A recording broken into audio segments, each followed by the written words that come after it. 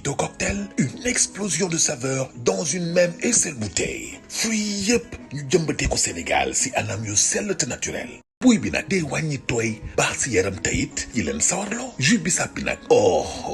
dina yokk seen kattan boole si vitamine rek la. ñi bëgg soo naturel nag Vito soo exsident pour fête bu mënti doon te baax lool si yaxu gune ak mag. lépp nag nekk si emballage yu civilisé te wóor. ak jus Vito da ngeen am choix te ñu defaree ko fii ci Sénégal si anam yu naturel te sell. disponible partout au Sénégal. Vito jus fabriqué par Groupe Cefas à Dakar à la cité Keur Damel à côté de la mosquée. Téléphone 77 241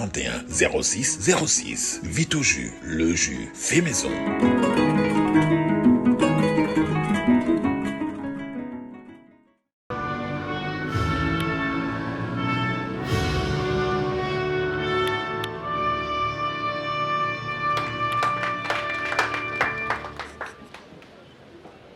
Merci.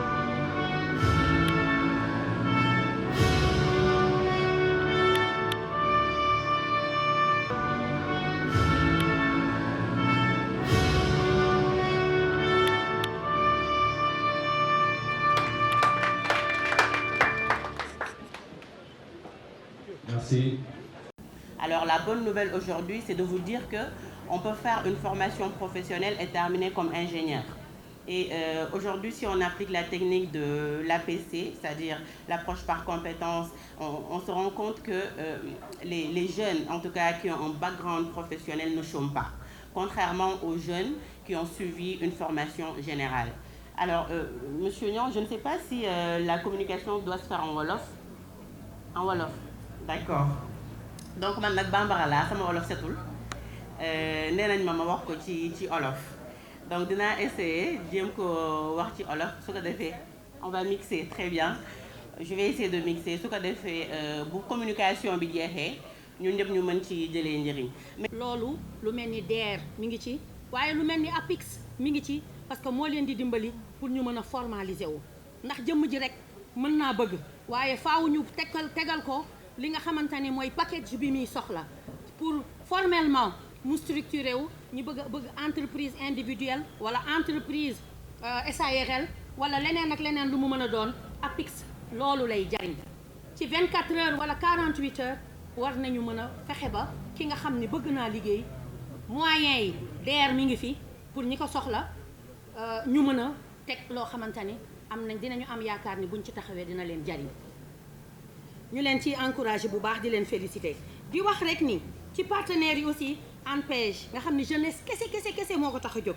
mais loolu surtout pour wax leen ni rek l'État central du Sénégal que je représente en tant qu'exécutif local dafa teg ay programme yu bari pour accompagner la jeunesse sénégalaise jeunesse boobu nag yéen a ngi nii toog ma leen di ndokkeel di leen félicité di am mbégte lool nag di gis seen engagement ci li nga xamante ne tey mooy li ñu war a taxawee ba commune Patte d'Oie benn jeune du fi jàng ba pare te du am liggéey loolu c'est un défi que je veux qu'on relève ensemble tous les jeunes de la commune de Patte d'Oie li may xaar ci yéen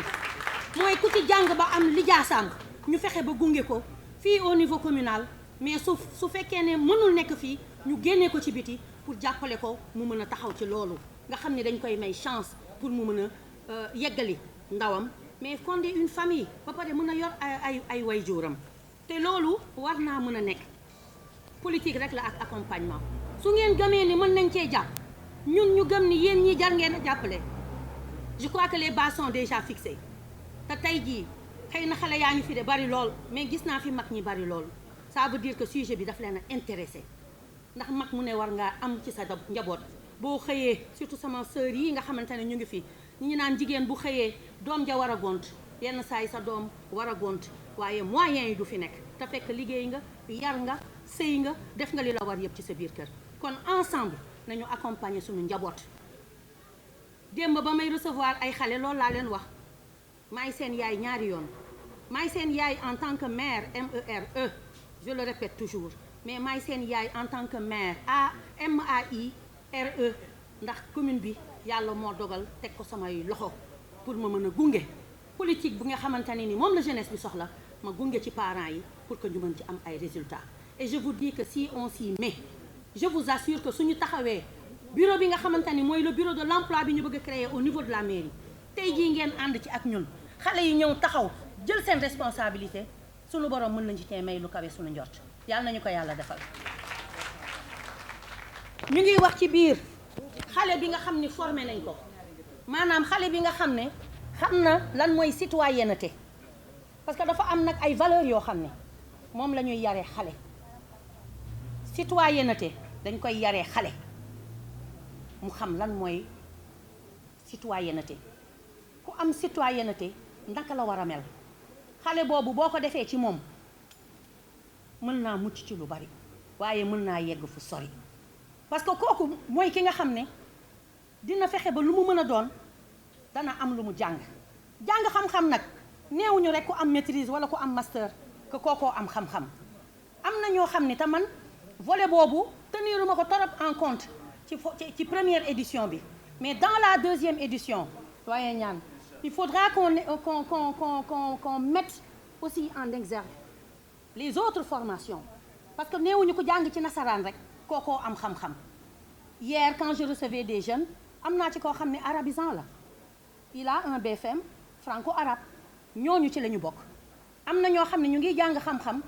am ci ay lijaasa am ci njëriñ moo xam ne war naa jëriñ askan wi ñooñu dañ leen war a may chance ñu mën a am liggéey neewuñu ko am un bac technique wala un bac comment dire européen ou en tout cas français ku kooku rek moo mérité liggéey la te li ñu soxla ñun ci commune bi lu ci bëri dafa dem ci ñooñu kon pour la deuxième édition incha allah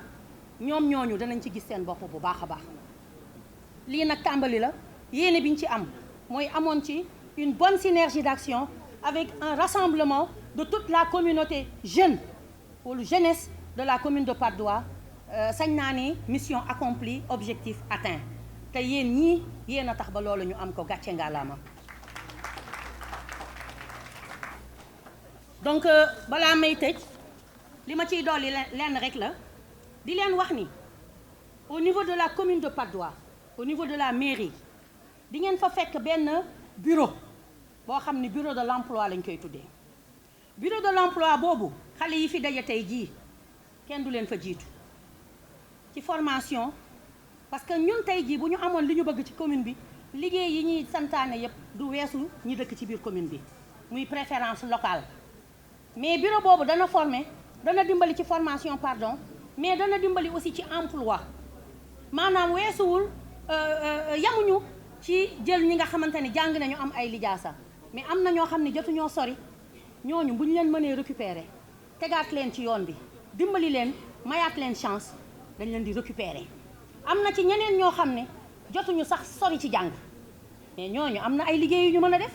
am na ñoo xam ne ay liggéeyu domestique ay liggéeyu lingère wala ay liggéeyu technicien de surface su boobaa mairie bi du leen bàyyi ñu dem utal seen bopp mairie bi dafay am benn base de données boo xam ne au niveau communal ku soxlaati jànq wala ku soxla fóotkat wala ku soxla leneen ak leneen mairie bi dina la orienter ndax su si maire bi dugalee loxoom foog naa ni xel dina dal parce que dafa am suivi bu ciy ànd boo xam ne yenn saay dañ koy soxla ci mbiru liggéey yu mel noonu donc on donne la chance à tout le monde bàyyiwuñu kenn alors pour wax leen rek nii aussi au niveau des partenaires de l'État ñi nga xamante ne war nañu am peut-être ay possibilités de financement mairie bi du leen bàyyi dinañ leen gunge jàppale leen avec des projets viables des projets yu nga xamante ne nii war naa mën a jariñ ñu dimbali leen ba ñu am accès fu mel ni DER fu mel ni APIX fu mel ni ONFP fu mel ni 3FPT mais fu mel ni ANPEJ ñi nga xamante ne ñoom ñooy organu état bi nga xam ne ñoo leen di jàppale su boobaa mairie bi dina porter combat boobu def ci plaidoyer bi nga xam ne moo war pour que ñu jàppale leen donc di wax rek ni maa ngi gërëm équipe bi yëpp maa ngi sant ñëpp ñi ma àndal liggéey ci projet bi en l'occurrence doyen ñaan mi nga xam ne moom moo piloté projet bi ak ñëpp ñu ànd ak ñoom Lamine Lo Pape Amadou Kane Diop Lamine Tamba Gora Faye ñëpp ñu ci jàpp liggéey madame Diagne les agents de la mairie le secrétaire municipal monsieur Kaba ñu ngi leen di gërëm di leen wax rek ni nii ngeen ci jàppee nii la ñu mënee ensemble relever les défis mes adjoints monsieur Ndiogou Gueye qui est chargé de la jeunesse Madame Kébé, Aminata Bandakan, qui est l'adjoint au maire chargé de l'éducation, la commission éducation, la commission formation professionnelle. Monsieur Seck, je pense qu'il est là. Yéen ñëpp ñu ngi leen di wax jaajëf. Pour une première édition taxawaay bi mat na sëkk dara manqué wul di féliciter nag ñi nga xam ne ñoo fi nekk muy sunuy partenaires les écoles partenaires di leen wax vous avez fait le bon choix d'accompagner la mairie. Mais la mairie vous est reconnaissante de votre engagement à ses côtés xale yi ngeen seen ñu toog ñoom dañu toog pour jaay ay produits maanaam formation yi ñuy def ñoom mais aussi ay projets yi nga xamante ni ku ci bëgg a waxtaan ak ñoom danañu ko def ak yow xamal la tegtal la ba nga xam ba nga gën a xam naka ngay def di wax rek ni aussi am nañu ay fiches d'engagement des fiches d'adhésion yoo xam ni convention bu ñu def la pour képp koo xam ni xale nga mag nga jigéen nga góor nga bëgg nga ñëw gunge mairie Patte d'Oie ci liggéey bi nga xam ni bés bu nekk mi ngi koy liggéey te sonn ci benn yoon accompagner madame le maire dans l'exécution de son travail dañuy teg fi ay convention yoo xam ni ku bëgg ñëw gunge mairie bi da ngay ñëw signer ñu tuddee la volontaire de la commune. volontaire de la commune boobu nag ci citoyenneté bi ma doon wax sànq pour xale yi foofu la commencé. nit balaa ngay def fi nga dëkk ngay war a njëkk a def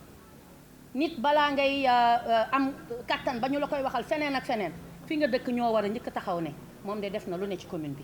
Et ça c'est des ressources que dont nous avons besoin pour que ñu mën a doxal liggéey bi. Donc les conventions sont disponibles ku bëgg tey engagé wu mën na dem signer ko su ko signer wane ni pare na pour gunge mairie bi te foofu lay tëjee. Je suis administratrice territoriale man maay maire Patte d'Oie waaye maire Patte d'Oie googu fas yéenewu ma cee jël dara luy politicienne di ko ci boole maanaam may mun a jéey yaayu ñëpp la ñi bokk fu ku nekk fi nga mën a bokk sañ nga ko te kenn mënul ne kenn faaw nga ànd ak man mais bu mu ku àndut ak man ci parti politique bi ma nekk que kooku duma liggéey ak moom. Dès lors que ma jël sama tànk dugal ko ci mairie Patte d'Oie dès lors que ma jël sama tànk dugal ko ci mairie Patte d'Oie amatuma xaj ak seen amatuma kenn ku ma naan kii man la àndal wala kee man la àndal te foog naa ni samay collaborateurs xam nañ li may wax dama koy bañ ba tëdd parce que yàlla mi ma fal duma nangu mu gën maa gore yàlla mi ne may mun a laa tànn la tax mu def ko teg ko sama kaw moom yàlla moo ko xam. En tout cas du ma rusloo sama borom te ñaanuma yàlla it jàkkaarloog moom ëllëg di ko lay naan déedéet booba xam nga politique bi fi ma toll woon xalaatuma ko ci àdduna. Donc je tends la main à tout le monde képp ku bëgg a ñëw liggéey na nga xam ne buntu ba ubbeeku na mais na nga xam ne ña fa nekk ànd ak man di liggéey ci politique sax ëppalewuñu la fa. te loolu dama bëgg a waxaat ko fi tey ngeen déggee ko noonu xam ni la Patte d'Oie a besoin de ses fils la Patte d'Oie a besoin de ses ressources locales. bu leen xaar may mun a jéey wala kenn di leen ko teree joxe ñëw leen ñu ànd liggéey développer suñu commune sur tous les plans ñëw leen ñu ànd liggéey sur le plan de la santé de l'éducation de nos enfants de la formation de nos enfants de l'emploi de nos enfants ñëw leen ñu ànd taxawu suñu commune bii surtout ci cadre de vie. Et j'invite tout le monde pour ce dimanche qui arrive la journée de l'arbre c'est la journée de l'arbre que je veux saisir comme prétexte ñu def setal communal. ku nekk boo ñëwee ci mairie bi baax na mais boo taxawee sa buntu kër bale ba mu set jël ndox sotti raxas ba mu set ñu jëmbat garab yi nga xam ne moom la ñu njëkk a bëgg a jëmbat ci campagne de reboisement bi ñu bëgg a def na nga xam ni gàcce ngaa laa ma wàccoo nga ak sa askan. parce que ku bëggul ñëw ci mairie bi sax mën naa liggéey këram mais nañu defar koñ yëpp nañu raxas koñ yëpp ba mu set campagne communale laa wax ce dimanche bu fekkente ni ku nekk mën ngaa defar sa buntu kër rek déjà dafay am résultat. su ko defee ñun ñu jël artères yu mag yi après la cérémonie de naka lañ koy wax de planter le premier arbre xëy na dinañ ko def de manière officielle mais dafa nekk loo xam ne dañ ko bëgg a def de manière pérenne maanaam at bii danañu saxal juróomi junniy garab 5000 arbres mais bëgg nañu ci 5 ans yi ñu sunu borom dénk les destinées de la commune de Patte d'Oie at bu jot ñu def 5000 foog naa ni bu ñu matalee dina nekk 25000 arbres 25000 arbres yooyu xam ngeen luñ ci nam Patte d'Oie am ker Patte d'Oie nekk une commune verte Patte d'Oie nekk une commune ba nga xam ne cadre de vie bi dafay jaar yoon mais Patte d'Oie nekk commune ba nga xam ne il fait bon vivre waxoon naa ko ba ma jëlee ndam li dama ne bëgg naa ku nekk bëgg dëkk Patte d'Oie xaw ma woon nag ni nii la méttee waaye xaddiwu ma du ma décourager et je compte sur vous pour qu'on réussisse à relever ce défi ensemble jërë ngeen jëf. Vito Cocktail, une explosion de saveurs dans une même et seule bouteille fruits yëpp ñu jëmbatee ko Sénégal si anam yu sell te naturel buy bi nag day wàññi tooy baax si yaram tayit yi leen sawarloo jus bisaab bi nag dina yokk seen kattan boole si vitamine rek la ñi bëgg soo naturel nag Vito soo exsident pour fête bu mënti doon te baax lool si yaxu gune ak mag lépp nag nekk si emballage yu civilisé te wóor ak jus Vito da ngeen am choix te ñu defaree ko fii ci Sénégal si anam yu naturel te sell disponible partout au Sénégal Vito jus fabriqué par Groupe Cefas à Dakar à la cité Keur Damel à côté de la mosquée téléphone 77 241 06 06 Vito jus le jus fait maison.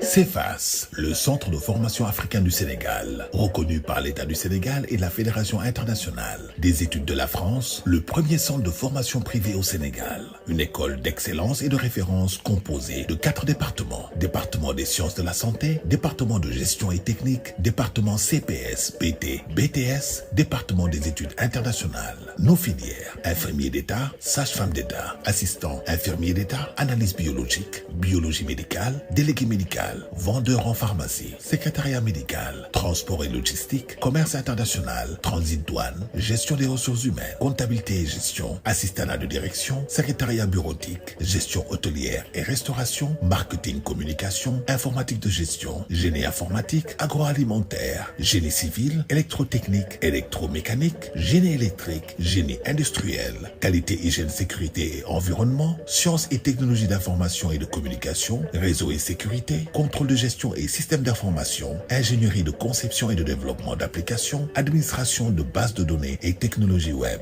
Nous proposons aussi d'autres diplômes sur la base d'une convention de partenariat qui nous lie avec les grandes écoles marocaines et la Fédération internationale des études. Nos diplômes, certificats professionnels de spécialisation, technicien, technicien supérieur, BT, BTS, licence, master, doctorat. Nous garantissons à 100% un stage à tous nos étudiants car nous sommes en partenariat avec des grandes entreprises, les plus grands hôpitaux et districts sanitaires du Sénégal. Nos formations se font en 3 étapes, la théorie, la pratique et le stage, garantis à 100% à tous nos étudiants. Nous avons l'une des meilleures salles de TP au Sénégal. Nous avons aussi une bibliothèque numérique, des salles de TP pour chaque département, des projets, un étudiant, un ordinateur, un étudiant, un permis de conduire. La connexion Wi-Fi est gratuite. Nous sommes la première école qui a son propre centre d'application, situation hôpital et poste de santé au Sénégal. Nous sommes à Dakar, à la cité Keur Damel, au rond-point parcelle unité 26. Téléphone 33 833 54 44 77 868 57 27 ou 78 525 59 75. Notre site internet www.cefas-sénégal.com.